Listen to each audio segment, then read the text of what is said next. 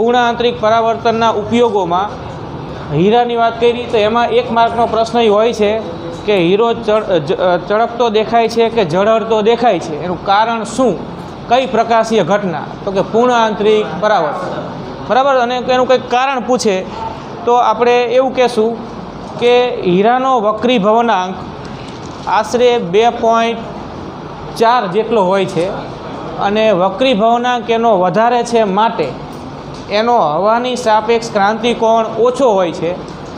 તમે sin c બરાબર 1/n પરથી nની કિંમત મૂકી અને IC શોધી શકો. sin IC બરાબર આ સૂત્ર છે ને,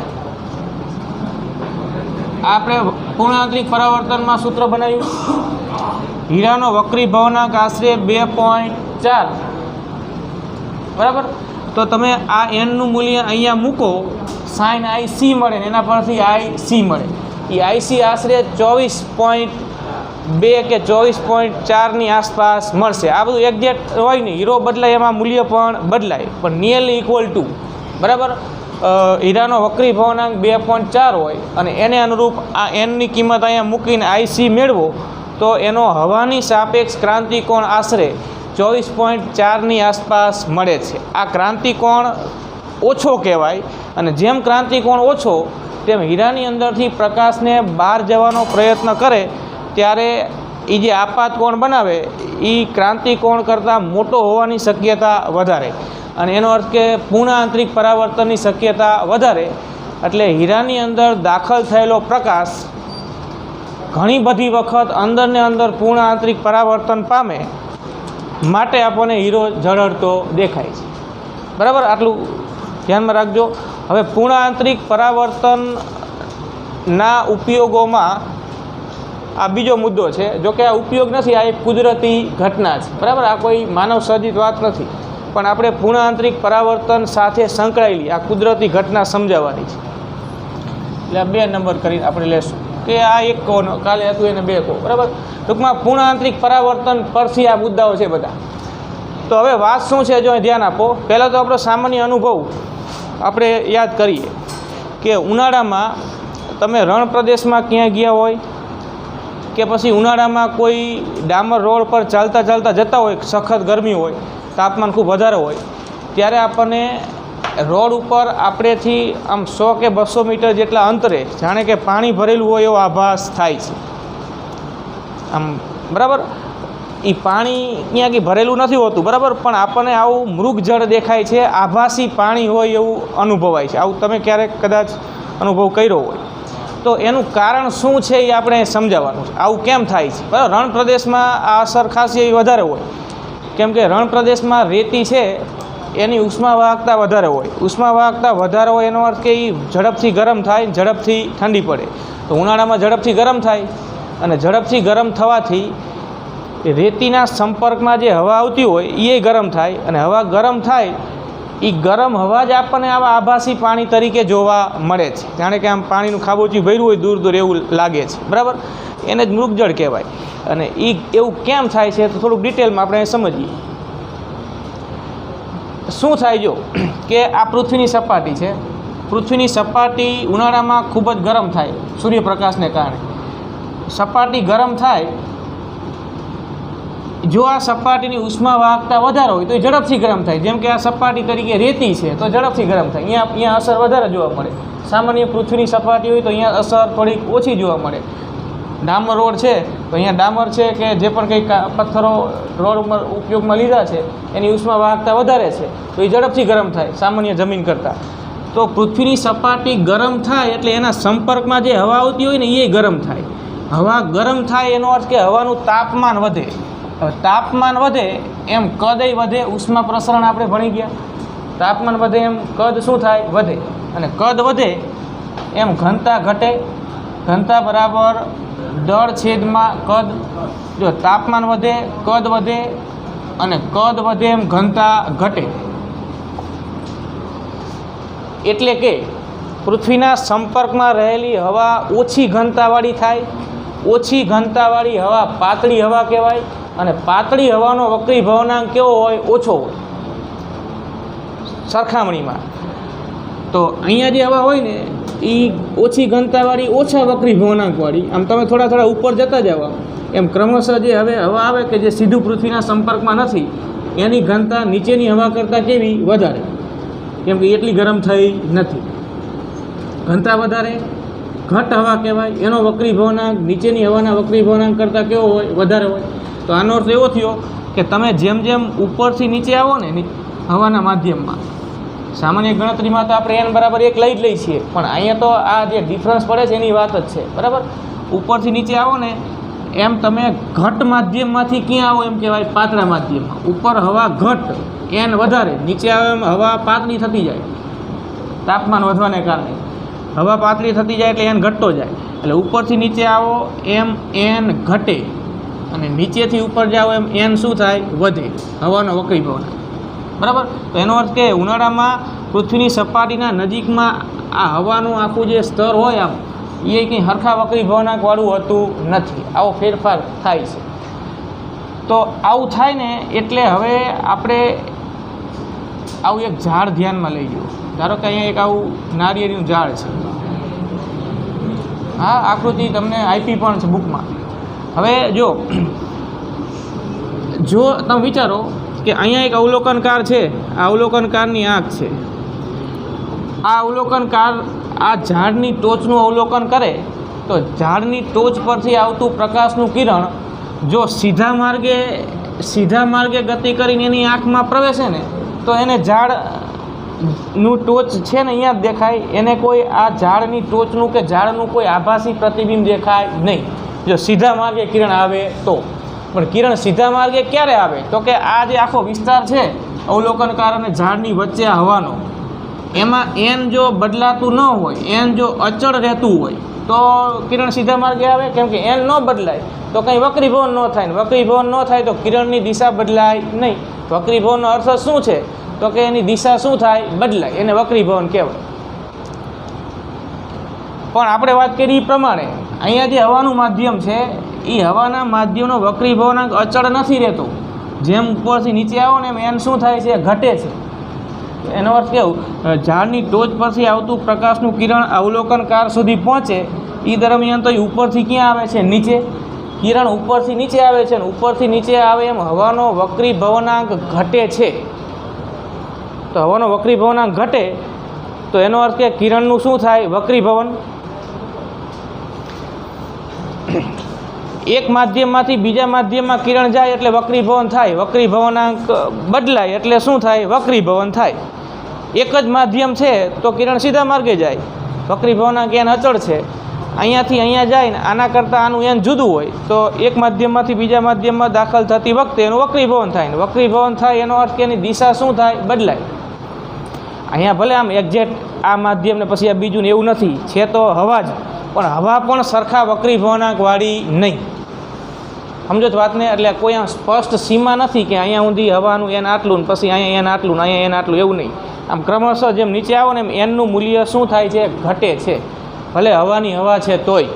તો સતત ઝાડની ટોચ પરથી આવતું પ્રકાશનું કિરણ અવલોકનકારની આંખ સુધી પહોંચે એ દરમિયાન સતત ઘટતા જતા વક્રી ભવનાંકમાં જાય છે. ઉપરથી નીચે n ઘટે છે એટલે, અને સતત કિરણ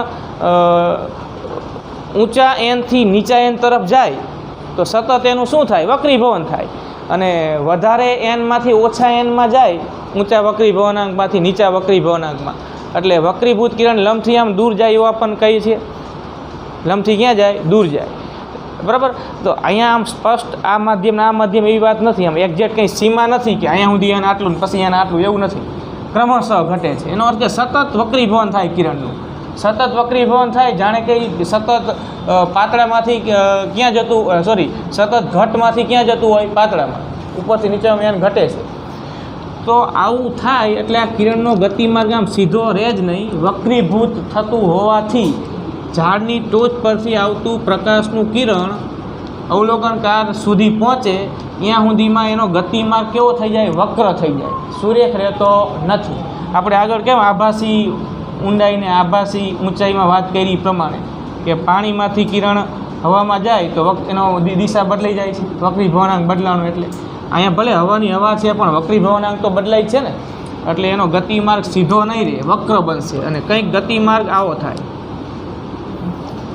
અવલોકનકારની આંખમાં કિરણ, બરાબર, આપણે તો ખાલી આમ અંદાજિત આકૃતિ દોરવાની હોય, આમ સીધું નહીં આવે, આમ આવશે. અને કોઈ પણ વ્યક્તિ જ્યારે કોઈ વસ્તુનું અવલોકન કરે ને એટલે એને તો વસ્તુ સીધી દ્રષ્ટિ રેખામાં જ દેખાય. પછી ઓરિજિનલ વસ્તુ હોય તો ઓરિજિનલ દેખાય, સીધું માર્ગે કિરણ આવતું હોય તો. અને જો વક્ર માર્ગે આવતું હોય તો એને સીધી દ્રષ્ટિ રેખામાં એ વસ્તુનું શું દેખાય? પ્રતિબિંબ. આભાસી ઊંચાઈમાં આભાસી ઊંડાઈમાં એવી જ વાત હતી ને, વસ્તુ હોય અહીંયા નહોતી દેખાતી, કેમ કે એના અવલોકનકારની આંખમાં પ્રવેશતું કિરણ એ વસ્તુ પરથી આમ સીધી રેખામાં નહોતું આવતું, વક્રીભૂત થઈને આવતું હતું. તો અહીંયા વાત એ જ થઈ, ભલે અહીંયા આમ એક્ઝેક્ટ અહીંથી વક્રીભવન થયું એવું નથી, એમ સતત વક્રીભવન થયું, અને એટલે કિરણનો ગતિમાર્ગ આવો વક્ર થઈ જાય.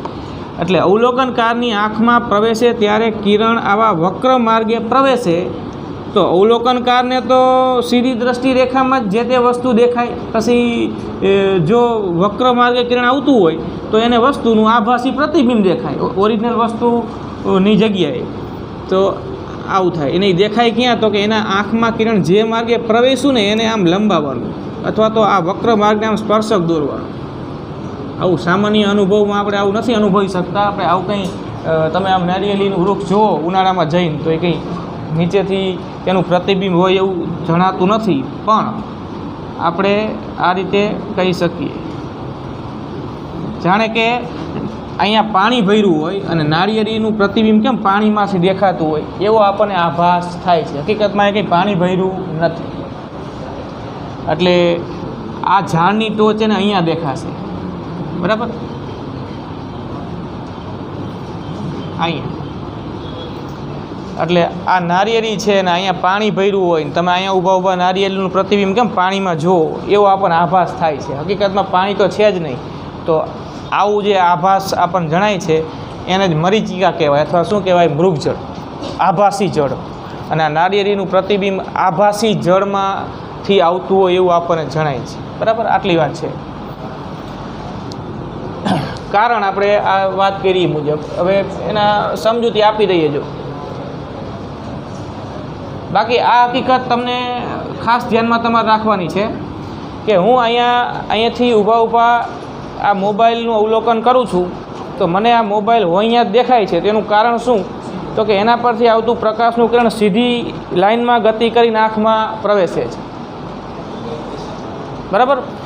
જો અહીંથી આવતું પ્રકાશનું કિરણ અહીંયા વચ્ચે એક માધ્યમ વિચારી લો કે અહીંયા કંઈક પાણી ભર્યું, ધારો કે અહીંયા સુધી હવા છે ને અહીંયા પાણી છે, તો મોબાઈલમાંથી આવતું પ્રકાશનું કિરણ પહેલાં પાણીમાં, પહેલાં હવામાં, પછી ક્યાં આવશે? પાણીમાં. અહીંયા પાણી હોય તો જે અવલોકનકારની આંખમાં એ કિરણ પ્રવેશે એ તો વક્રીભૂત થઈને પ્રવેશવાનું ને, સીધી દ્રષ્ટિ રેખામાં સીધા માર્ગે આવતું નથી. તો એ વક્રીભૂત કિરણ જે માર્ગે આંખમાં પ્રવેશે ને એ દિશામાં વસ્તુ દેખાય. પછી એ વસ્તુ ઓરિજિનલ ન હોય એનું શું કહેવાય? પ્રતિબિંબ. એવી વાત છે. સમજો છો વાતને, બરાબર. સામાન્ય રીતે આપણે આવો અનુભવ નથી થતો, કેમ કે આપણે જે વસ્તુનું અવલોકન કરીએ છીએ, આપણે જે વસ્તુનું એ તો આપણાથી કંઈક નજીકમાં હોય એ જ મોટા પ્રમાણની વસ્તુનું અવલોકન કરતા હોય, એટલામાં કંઈ મોટો ફેર પડી જતો નથી. પણ તમે રાત્રે આકાશમાં તારાનું અવલોકન કરો, તારાનું, તો તારા છે એ ખૂબ જ દૂર છે તમારાથી. તારા ટમટમતા દેખાય છે, ટમટમતા, તો એનો અર્થ એવો નથી કે એ તારા પોતાનું સ્થાન આમ બદલતા હોય. અહીંયા તારા ટમટમતા દેખાય છે એનો અર્થ એવો છે કે અહીંયાથી આવતું પ્રકાશનું કિરણ તમારી આંખ સુધી કંઈ સીધા માર્ગે ગતિ કરીને પહોંચતું નથી. એને તો આખું વાતાવરણ પાર કરીને આવવાનું છે. આખું વાતાવરણ પાર થાય એ દરમિયાન હવાને કારણે પણ એનું શું થાય? વક્રીભવન. અને એ કિરણ તમારી આંખમાં પ્રવેશે ત્યારે એનો ગતિમાર્ગ આમ સુરેખ ન હોય, કંઈક વક્રાકાર રીતે એ પ્રવેશતું હોય. એટલે આપણે તારાનું નિરીક્ષણ કરતા હોય એટલે જે માર્ગે આંખમાં કિરણ પ્રવેશતું હોય એની સીધી દ્રષ્ટિ રેખામાં એ તારો આપણને દેખાય. તો ઘડીક અહીંયા દેખાશે, ઘડીક અહીંયા દેખાશે. સતત કિરણો આ રીતે વક્રાકાર માર્ગે ગતિ કરીને આવતા હોય. સમજો છો વાતને?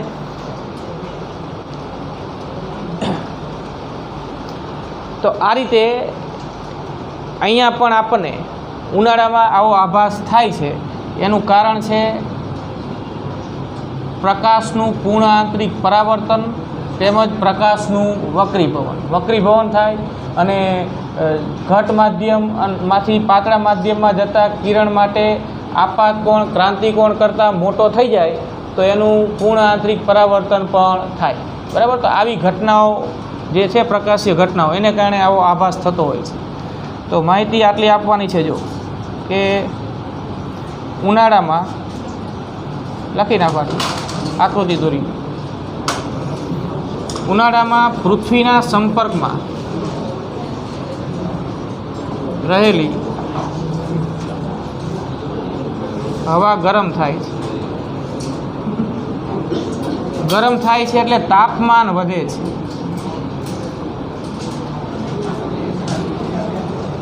કોઈ પણ તમે અવકાશીય પદાર્થ જુઓ, કોઈ પણ અવકાશીય પદાર્થ તો કંઈ એક્ઝેક્ટ એનું સ્થાન જ દેખાય છે આમ, બરાબર. એનું સ્થાન જાણે કે આમ થોડુંક બદલાતું એવું જણાય છે ને, એ કારણ આ રહ્યું છે હવાને કારણે પ્રકાશનું વક્રીભવન, બરાબર.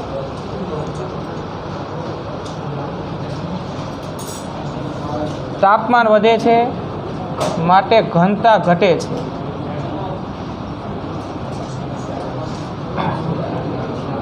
હવા પાતળી બને છે.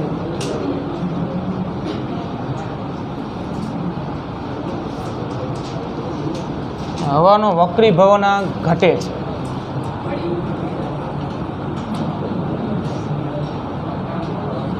હવાનો વક્રીભવનાંક ઘટે છે. અને પ્રમાણમાં ઉપર રહેલી હવા, પૃથ્વીની સપાટીથી પ્રમાણમાં ઉપર રહેલી હવાનો વક્રીભવનાંક આના કરતાં વધારે હોય.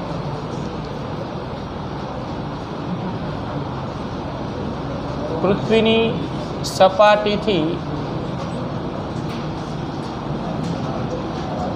પ્રમાણમાં દૂર રહેલી હવા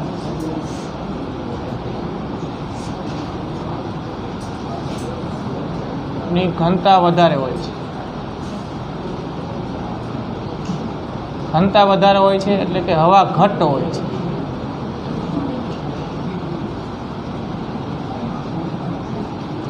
તેનો વક્રીભવનાંક વધારે હોય.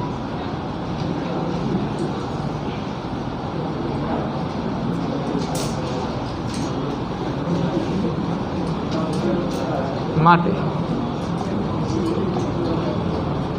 આકૃતિમાં દર્શાવ્યા મુજબ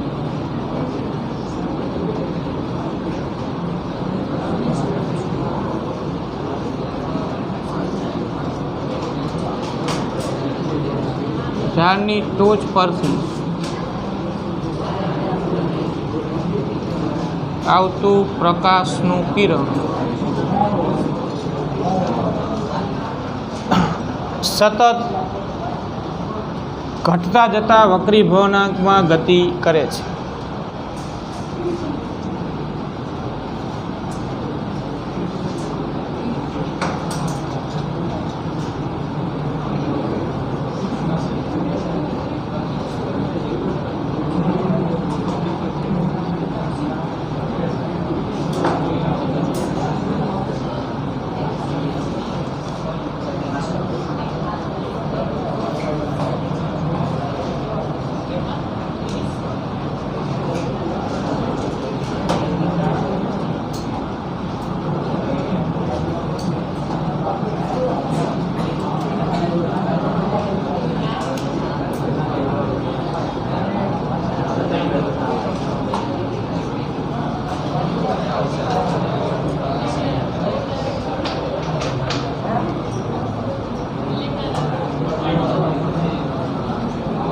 માટે અવલોકનકારને ઝાડનું પ્રતિબિંબ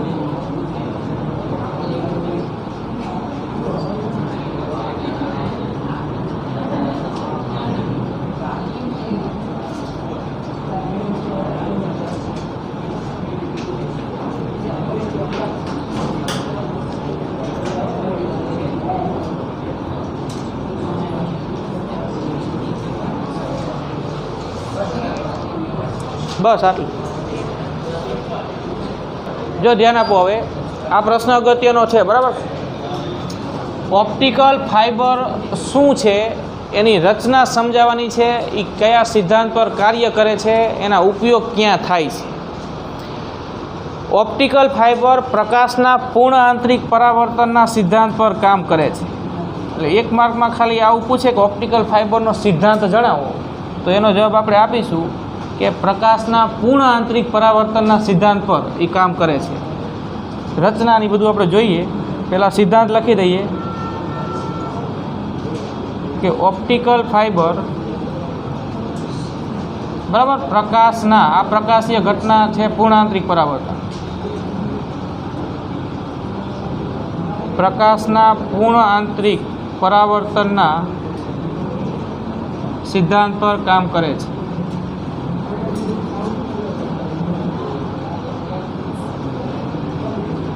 હવે રચના જોઈએ. જો ઓપ્ટિકલ ફાઇબર એક છે ને ખૂબ જ પાતળો એવો કેબલ છે. કેબલ ખૂબ જ પાતળો. ઓપ્ટિકલ ફાઇબર બનાવવા માટે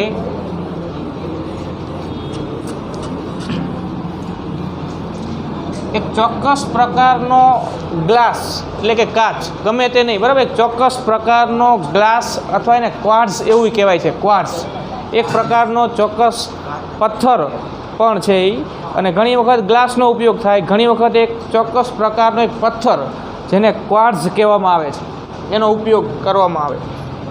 એટલે આપણે ઓપ્ટિકલ ફાઇબર બનાવવા માટે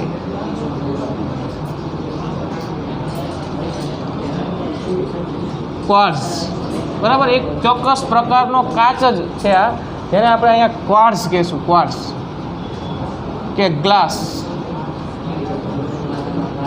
નો ઉપયોગ થાય છે. જો હવે ધ્યાન આપો, અહીં ધ્યાન આપો. એક ખૂબ જ પાતળો કેબલ છે કે ફાઈબર છે, અને એનો જે વ્યાસ હોય છે ને, વ્યાસ માથાના વાળ જેટલો પાતળો હોય છે. આ એનો વ્યાસ 100 માઇક્રોમીટરથી 10 માઇક્રોમીટરના ગાળામાં હોય. 10 માઇક્રોમીટરથી 100 માઇક્રોમીટરના ગાળામાં. માઇક્રોમીટરની વાત છે, 10⁻⁶ મીટર. મીટરનો 10⁶ ભાગનો થયો. 10⁻⁶. આ સંબંધ ખબર ને આપણને? માઇક્રોમીટર એટલે 10⁻⁶ મીટર. ઓપ્ટિકલ ફાઇબરનો વ્યાસ, ઓપ્ટિકલ ફાઇબરનો વ્યાસ આશરે 10 માઇક્રોમીટરથી 100 માઇક્રોમીટરના ક્રમનો હોય છે બરાબર. આ ગાળામાં હોય એનો વ્યાસ. એટલે ખૂબ પાતળો થયો ને, ખૂબ જ પાતળો એવો કેબલ ચોક્કસ પ્રકારના ક્વાર્ટઝ કે ગ્લાસમાંથી બનાવાય છે. એ કેબલની ઉપર ચોક્કસ આવરણ લગાવવામાં આવે છે. ઘણી વખત આવરણ લગાવવામાં આવે છે ને ઘણી વખત આવરણ નથી પણ હોતું.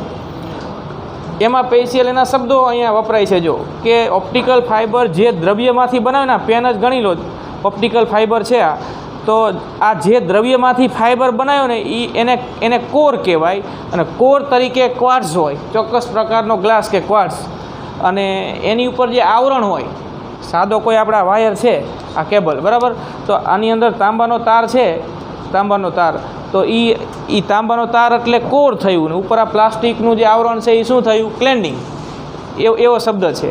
એટલે જે દ્રવ્યમાંથી આ ફાઇબર બનાવ્યો ને એ કોર તરીકે ક્વાર્ટઝનો ઉપયોગ થાય કે ચોક્કસ ગ્લાસનો, અને એની ઉપર આવરણ તરીકે કોઈ પણ પ્લાસ્ટિક કે અન્ય દ્રવ્યનો ઉપયોગ થાય છે. એની ઉપર આવરણ, એ આવરણને ક્લેન્ડિંગ કહેવાય. જેમાંથી કેબલ બનાવ્યો છે એને કહેવાય કોર. કોર તરીકે ક્વાર્ટઝ અને ક્લેન્ડિંગ તરીકે અન્ય કોઈ દ્રવ્ય હોય છે. જેમ કે આમાં તાંબાનો તાર હોય ને તો એ કહેવાય કોર, અને આ પ્લાસ્ટિકનું આવરણ છે એ કહેવાય ક્લેન્ડિંગ બરાબર. એના માટે શબ્દો અહીંયા આપણે ધ્યાનમાં રાખીશું. જો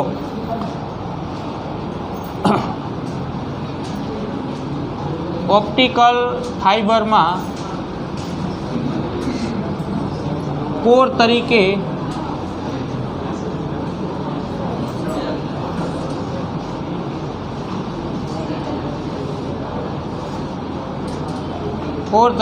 ક્વાર્ટઝ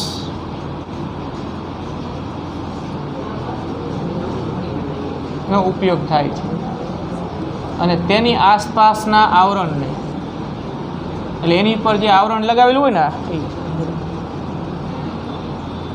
આવરણને ક્લેન્ડિંગ કહે છે. ક્લેન્ડિંગ, કોર અને ક્લેન્ડિંગ આવા શબ્દો યાદ રાખજો. કોર તરીકે જેમાંથી બનાવ્યું છે ક્વાર્ટઝ, અને ક્લેન્ડિંગ તરીકે કોઈ દ્રવ્ય હોય. હવે આપણે એની રેખાકૃતિ અહીંયા દર્શાવીએ. જો આ એક ઓપ્ટિકલ ફાઇબરનો નાનો ટુકડો અહીંયા દર્શાવેલો છે, જેમાંથી આ ફાઇબર બનાવ્યો છે એ કોર. આ કોર અને એની આસપાસ જે આવરણ લગાવેલું છે ને, આસપાસ જે આવરણ હોય એ ક્લેન્ડિંગ. કોરના દ્રવ્યનો વક્રીભાવનાંક N2 બરાબર N અને ક્લેન્ડિંગ આપણે અત્યારે N2 કહીએ ખાલી, હાલો N2, અને ક્લેન્ડિંગના દ્રવ્યોનો વક્રીભાવનાંક N1. અહીંયા N2 ગ્રેટર ધેન શું હોય છે? N1. એટલે કોરના દ્રવ્યનો વક્રીભાવનાંક વધારે અને ઉપર આવરણ છે એનો વક્રીભાવનાંક ઓછો. બરાબર. ઓપ્ટિકલ ફાઇબર પ્રકાશના પૂર્ણ આંતરિક પરાવર્તનના સિદ્ધાંત પર કાર્ય કરે છે. કયા અર્થમાં પ્રકાશના પૂર્ણ આંતરિક પરાવર્તનના સિદ્ધાંત પર કાર્ય કરે છે એની કાર્ય પદ્ધતિ આપણે સમજાવીએ. જો અહીં ધ્યાન આપો કે આ ફાઇબરમાં, આ ફાઇબર, આ પેન જ ગણો ને, આ ફાઇબર છે. આ ફાઇબરમાં અહીંથી પ્રકાશનું કિરણ દાખલ કરો એક ચોક્કસ આપાત કોણે, તો એ દાખલ થયેલું કિરણ ફાઇબરની અંદર ઘણી બધી વખત આમ પૂર્ણ આંતરિક પરાવર્તન પામે. પૂર્ણ આંતરિક પરાવર્તન પામે એટલે એક વખત અહીંથી દાખલ કરેલું કિરણ આ છેડેથી એ સતત ફાઇબરની આ દિવાલ પરથી પૂર્ણ આંતરિક પરાવર્તન જો પામે તો એ ફાઇબરમાં આગળ ને આગળ જઈ શકે. એટલે પ્રકાશના કિરણનું ઓપ્ટિકલ ફાઇબર વડે તમે એક છેડેથી ખૂબ જ મોટા અંતરે ટ્રાન્સમિશન કરાવી શકો છો. અને એના માટે જરૂરી છે કે એક છેડેથી કિરણ દાખલ કર્યું હોય ને તો અંદર એનું સતત શું થવું જોઈએ? પૂર્ણ આંતરિક પરાવર્તન. અંદર રહેવું જોઈએ. પૂર્ણ આંતરિક પરાવર્તન થાય એટલે કિરણ બહાર ન નીકળે, અંદર ને અંદર રહે એના જ માધ્યમમાં. આપણે એ પૂર્ણ આંતરિક પરાવર્તન થાય એવી રીતે કિરણને દાખલ કરીશું અને એવા જ આ વક્રીભાવનાંકો પસંદ કરીશું કે જેથી એક વખત કિરણ અંદર દાખલ થયું તો દાખલ થયા બાદ એ અહીંથી બહાર ન નીકળી જાય. એ અહીંથી દાખલ થયેલું કિરણ અહીંયા ગમે આપાત થાય ને અહીંયાથી એનું અંદર ને અંદર શું થયા કરે? પૂર્ણ આંતરિક પરાવર્તન. તો આપણે એ પૂર્ણ આંતરિક પરાવર્તનની શક્યતા વધે એવી રીતે આ રચના બનાવીશું, એવા આ વક્રીભાવનાંકો પસંદ કરીશું અને એવી રીતે આ કિરણને એક છેડેથી દાખલ કરીશું. આપણે જોઈએ, જો અહીં ધ્યાન આપો કે આ છેડો છે ઓપ્ટિકલ ફાઇબરનો અને બીજો છેડો તો આમ ખૂબ જ મોટા અંતરે છે. બરાબર. આખો ખૂબ જ પાતળો કેબલ, ખૂબ જ લંબાઈનો હોય મોટી. અહીંથી કિરણને આમ ખૂબ જ મોટા અંતરે બીજા છેડા સુધી મોકલવું છે તો ગમે એમ અહીંયા દાખલ નહીં કરવાનું. એ કિરણને અહીંયા આપણે એક ચોક્કસ એવા આપાત કોણે દાખલ કરવું પડે. ધારો કે આપણે આ કિરણને અહીંયા દાખલ કર્યું, જો અહીંયા દાખલ થયું ને એટલે આપાત બિંદુએ સપાટીને દોરેલો લંબ થયો. આ થયો આપાત કોણ I. આપાત કોણ I. હવે અહીંયા તો આજુબાજુ તો હવા જ છે ને, આ તો હવા છે. બરાબર. આ છે ક્વાર્ટઝ કોર, આ ક્લેન્ડિંગ છે. N2 સૌથી વધારે, એના કરતાં ક્લેન્ડિંગના દ્રવ્યનો વક્રીભાવનાંક એના કરતાં ઓછો, અને એના કરતાં ઓછો કોનો વક્રીભાવનાંક? હવાનો. અહીંયા તો હવા જ છે ને, આ છેડો છે, અહીંથી કિરણ દાખલ કરવું છે તો આ હવાનું માધ્યમ. અહીંથી કિરણ અહીંયા દાખલ કર્યું આપણે આમ ચોક્કસ આપાત કોણે I જેટલા, આ લંબ દોર્યો છે.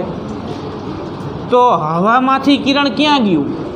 હવામાંથી કિરણ ક્યાં જાય છે? એટલે કે પાતળા માધ્યમમાંથી કિરણ કયા માધ્યમમાં ગયું? ઘટ માધ્યમમાં. હવા તો સૌથી પાતળું, કોરનો વક્રીભાવનાંક વધારે. પાતળામાંથી ઘટમાં જાય એટલે અહીંયા કિરણનું વક્રીભવન થાય. પાતળામાંથી ઘટમાં જાય એટલે વક્રીભૂત કિરણ લંબ તરફ વળે અને વક્રીભવન કોણ આપાત કોણ કરતાંય કેવો થાય? નાનો. આ ખબર છે આપણને. તો I છે ને એના કરતાંય R નાનો થાય. આ વક્રીભવન કોણ R I કરતાંય નાનો થાય. અને આ છે ને, બરાબર, આ રીતે. હવે જો અહીં ધ્યાન આપો, આ વક્રીભૂત કિરણ હવે આ કોરના દ્રવ્યમાં ગતિ કરતું કેબલની અંદર અહીંયા આપાત થયું. આ આપાત બિંદુએ લંબ દોરો, આ કેબલની અક્ષ થઈ તો આ ખૂણો તો 90 થવાનો. આ જે ખૂણો બને ને, આ ખૂણો જો અહીં ધ્યાન આપો, આ જે ખૂણો બને એ કેટલો થાય પહેલાં તો આપણે એ લઈએ, આ 90, આ આર, તો આ ખૂણો કેટલો 90 - આર, આ ત્રિકોણ થયો ને જો આર, આ 90, તો આ ખૂણો જે આ ખૂણો કે જે આ ઘટમાંથી પાતળામાં એટલે કે ક્લેન્ડિંગમાં જવાનો પ્રયત્ન કરતા આ કિરણે આ આપાત બિંદુએ સપાટીને દોરેલા લંબ સાથે બનાવેલો આ આપાત કોણ આરના સ્વરૂપમાં કેટલો, તો કે 90 - આર. જો આ 90 - આર, આ 90 અને આર ત્રણેયનો સરવાળો કરો ને એટલે 180 થઈ જાય કે ન થાય? બરાબર ને? ત્રિકોણ બન્યો ને, ત્રિકોણ બન્યો. તો આપાત અહીંનો આપાત કોણ કેટલો થયો 90 - આર. તો હવે ધ્યાન આપો,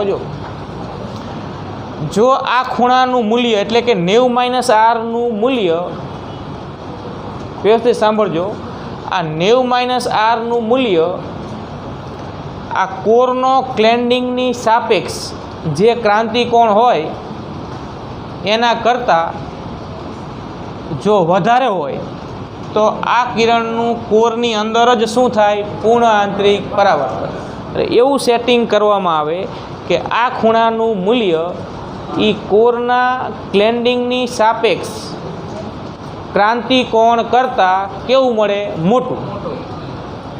એવું આ દ્રવ્ય પસંદ કરવામાં આવે, એવું ક્લેન્ડિંગ પસંદ કરવામાં આવે, એવો આપાત કોણ રાખવામાં આવે કે જેથી કરીને આ ખૂણાનું મૂલ્ય જે આનો ક્રાંતિકોણ હોય ને કોરનો ક્લેન્ડિંગની સાપેક્ષ એના કરતાં મોટું મળે.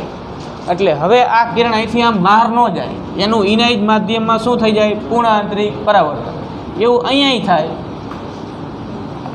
હવે વિચારો, જો અહીંયાથી પૂર્ણ આંતરિક પરાવર્તન થાય, અહીંથી પૂર્ણ આંતરિક પરાવર્તન થાય, તો કિરણ આ રીતે આમ સતત દિવાલો પર જ્યાં જ્યાં અથડાય ને ત્યાંથી એનું પૂર્ણ આંતરિક પરાવર્તન થયા કરે આખા કેબલમાં. તો એનો અર્થ કે કેબલ જેટલી લંબાઈનો છે એ છેક સુધી પહોંચવાનું હોય, ક્યાંય બહાર નીકળવાનું નહીં. તો આ રીતે તમે પ્રકાશના કિરણને ઓપ્ટિકલ ફાઇબરમાં દાખલ કરો તો સતત એનું આવું પૂર્ણ આંતરિક પરાવર્તન થયા કરે અને કિરણ સતત આ છેડેથી બીજા છેડા સુધી પૂર્ણ આંતરિક પરાવર્તન પામી અને પહોંચે. હવે જો અહીં ધ્યાન આપો, આપણે આ ખૂણાનું મૂલ્ય જે છે ને એ પ્રમાણમાં મોટું મળે એવો પ્રયત્ન કરવો જોઈએ, તો જ એ મૂલ્ય ક્રાંતિકોણ કરતાં મોટું હોવાની શક્યતા વધારે જે થવું જોઈએ. તો આપણે 90 - આરનું મૂલ્ય મોટું મળે એવો એ રીતે આ રચના બનાવવાની છે. 90 - આરનું મૂલ્ય કેવું મળે? મોટું. તો એના માટે આપણે પહેલાં તો વક્રીભાવના કેવા પસંદ કર્યા હોય કે ક્રાંતિકોણ જે હોય એ પ્રમાણમાં કેવો મળતો હોય? નાનો. N2 અને N1 એવા પસંદ કર્યા હોય કે આનો N2નો N1ની સાપેક્ષ ક્રાંતિકોણ નાનો મળતો હોય, અને ક્રાંતિકોણ નાનો મળે તો આ ખૂણાનું મૂલ્ય એના કરતાં મોટું હોવાની શક્યતા વધારે. આ ખૂણોય પ્રમાણમાં મોટો થવો જોઈએ. અને આ ખૂણો મોટો ક્યારે થાય? જો અહીં ધ્યાન આપો, આ આઈ જેમ નાનો, અહીં ધ્યાન આપો એક મિનિટ, આઈ જેમ નાનો, આઈ આપાત કોણ જેમ નાનો એમ વક્રીભવન કોણ કેવો? નાનો. આઈ હોય ને એના કરતાં આર નાનો, અને આર જેમ નાનો આર એમ 90 - આરનું મૂલ્ય મોટું. એટલે વાત એવી થઈ કે કિરણને તમે આમ ગમે એમ દાખલ ન કરી શકો, એવા આપાત કોણે દાખલ કરો કે એને અનુરૂપ વક્રીભવન કોણ એવો મળે કે જેથી કરીને 90 - આરનું મૂલ્ય મોટું મળે. એટલે કે આપાત કોણ નાનો રાખવો પડે, વક્રીભવન કોણ એના કરતાંય નાનો મળે, અને જેમ વક્રીભવન કોણ આર નાનો અહીંનો તેમ 90 - આરનું મૂલ્ય મોટું. અને 90 - આરનું મૂલ્ય જેમ મોટું એમ પૂર્ણ આંતરિક પરાવર્તનની શક્યતા વધારે, જે અહીંયા થવું જોઈએ. એ જ આશયથી આ કેબલ બનાવ્યો છે. કિરણ અહીંથી આમ બહાર નીકળી જવું જોઈએ નહીં. બરાબર? આવું બધેય થાય આખા કેબલમાં, એટલે કિરણ એક છેડેથી છેક બીજા છેડા સુધી પહોંચે. લખીએ જો આગળ. હા,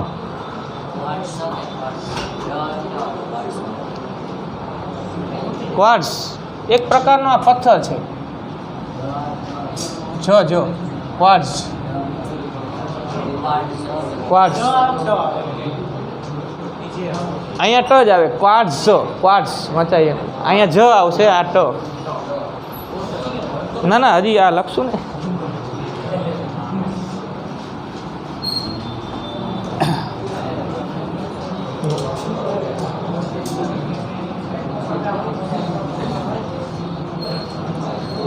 કોરનો વક્રી ભવનાંક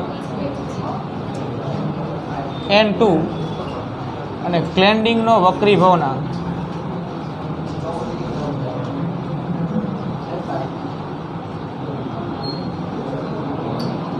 N1 હોય છે. N2 greater than N1 છે. આકૃતિમાં દર્શાવ્યા મુજબ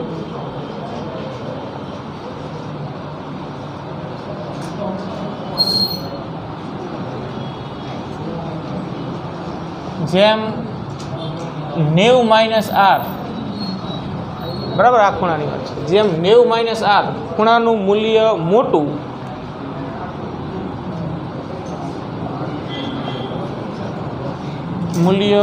મોટું તેમ પ્રકાશના પૂર્ણ આંતરિક પરાવર્તનની શક્યતા વધારે.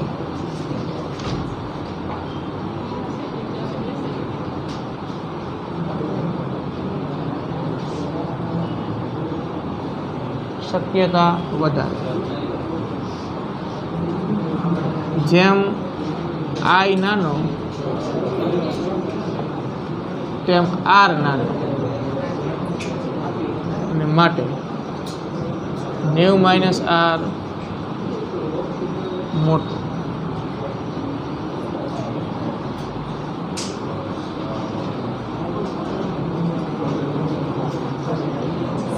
પ્રકાશના પૂર્ણ આંતરિક પરાવર્તનની શક્યતા વધે. બરાબર આટલું લખી રાખો. હજી આમાં 1-2 મુદ્દા બાકી છે એ આપણે કાલે વિચારીશું.